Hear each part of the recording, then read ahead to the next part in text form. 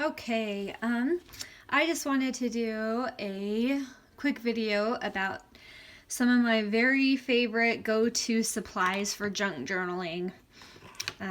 Everybody starts somewhere, and I know some of you out there are probably newer to this, or maybe you're not, but you still want to get some ideas or get insight into another person's perspective. I always like to hear how other people do things and why they do what they do, because it just gives me a greater understanding. And so I thought I would share with you some of my favorite supplies and maybe help you get started on your supply hunt or get some new ideas. So I definitely wanted to start with the books. I usually buy mine just at thrift shops that I see, or antique stores. This is it's a small, you can see it's not much bigger than my hand really. And it's a little flower field guide.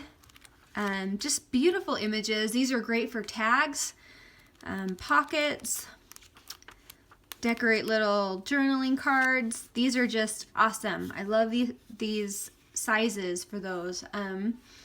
This is an old book, and I love the cover. One day I hope to use the cover to do a little journal. It's really old. You can see it's already falling apart, but I love the patina of these pages, and they're really thick. So I use these a lot for pockets and journaling cards, stuff like that. But I love how these are so old and naturally distressed. Another go-to that I have is I just got this, and I got this specifically for the cover because this is one I wanted to turn into a journal one day. So I'm always on the lookout for good journal covers too. The pages of this one inside, they're glossy, and that's not my favorite, but I do have some like that, and you coffee dye them and you can't even tell. But it does have some really pretty pictures that I think would make really wonderful journaling cards or whatnot. Anyway, it was like 50 cents. So cool score. This one's huge. These pages are probably about 8.5 by 11, maybe a little bigger. I like these because you can fold these in half and use them right inside of your signatures. I usually coffee dye them. Oh, look at that. See, this, you can tell how old it is because the glue is just dried and crackly. But these are wonderful pages for those bigger projects. You can fold them into the large pockets if you need a bigger piece of paper. And this, I actually have like 10 of these because it came in a set with several. And this is music, just oodles and oodles. There's like 200 pages in each one, and I have like 10. I coffee dye them. They make fantastic signature pages, really wonderful pockets. So these books are awesome to me. I love them. So that's a good one to be looking for as you are adding to your supplies or just starting. Let's see, my laces.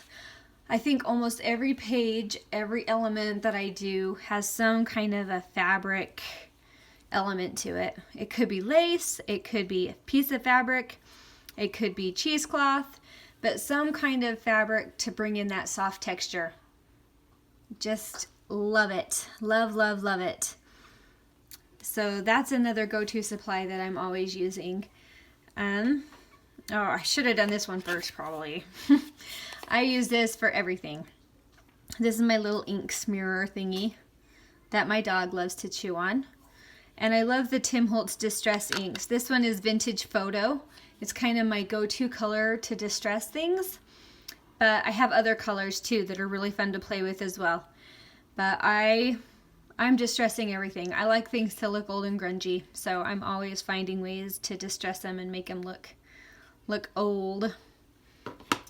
Okay, my glues. I like Fabri-Tac for the permanent adhesive. It's pretty heavy duty, easy to use. There's other really great brands out there too. This is just kind of the one I've always kind of used. I'd love to hear what other people use too, because I'm always looking for some other good ideas. And this is the glue stick that I use. As you know, glue stick usually cracks eventually. So I usually try to do this if it needs to be permanent, and this if I just need to hold it there while I sew. So anyway, either way, great products. I love them. Another supply that I love to have on hand are my hole punches. I use them all the time. They're kind of pricey, so it's something that you might just collect a little here of over time, here and there. This is a border punch. It kind of makes the edges of things look like lace, so it's just a fun touch to add. Just a big impact for not a lot of work.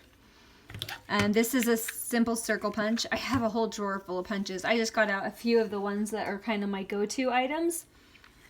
And I use this a lot because I use it to punch out like a little half circle for a tab for an envelope or something. So I use that all the time. This is a new find that I just got and I love it. It's a long skinny oval, and I believe technically they are for punching out like the little ID cards that are going to go on lanyards.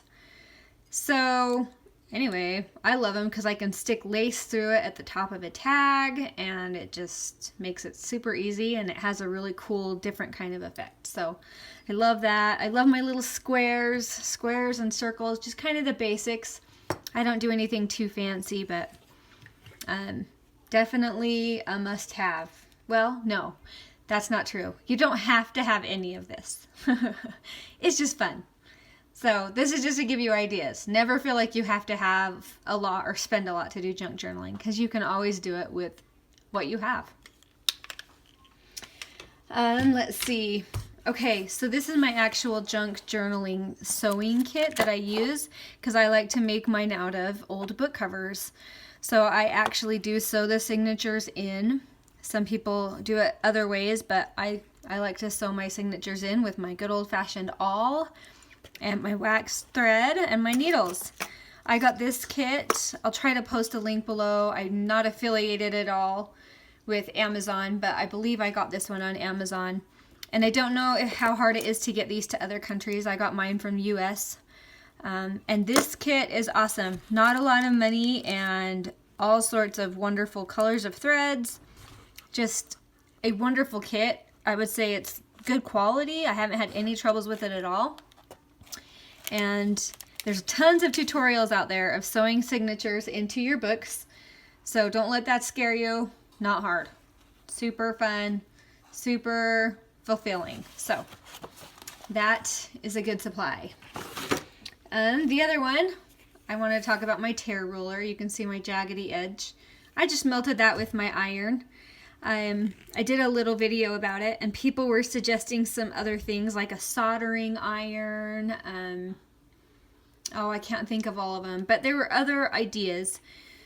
People were worried about that it might ruin their iron. I just wiped it down in between each one, and I didn't have any issues with that at all.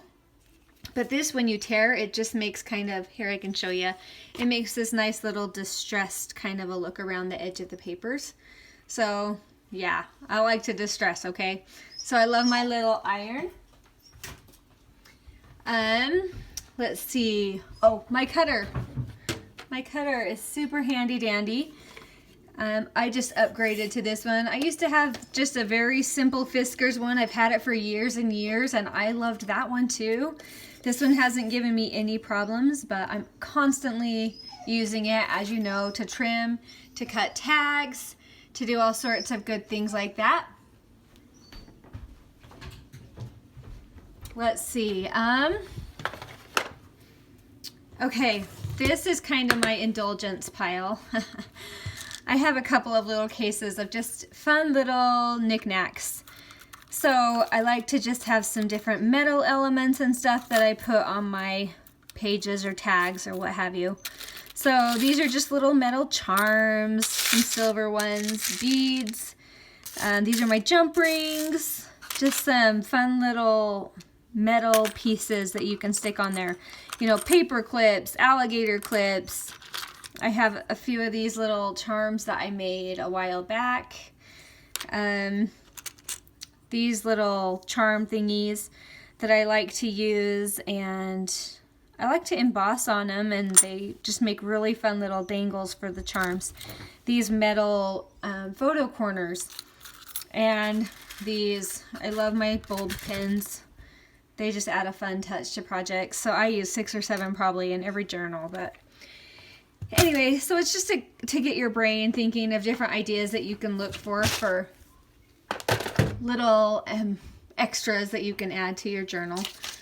And it doesn't have to be anything too fancy. It can be as simple as a paper clip, but it adds that little touch.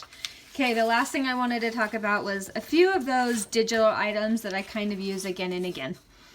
So I like these little faux tickets.